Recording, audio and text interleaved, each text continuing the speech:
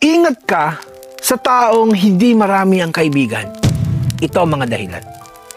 Ingat ka sa taong konti lang ang kaibigan, hindi sila malungkot. Mapili lang sila kung sino ang papapasukin nila sa buhay nila.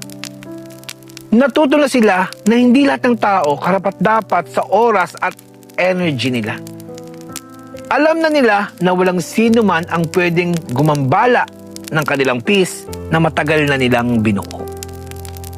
Alam mo ba, yung taong masayang mag-isa, hindi umaasa sa iba para maging buo. Hindi nila kailangan ang kahit ano dahil kaya naman nila itong ibigay sa kanilang sarili.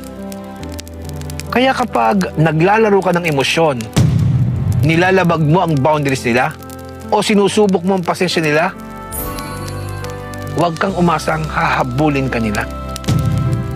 Hindi sila mag-iingay, hindi sila magmamakawa, ni hindi nga sila mag-explain.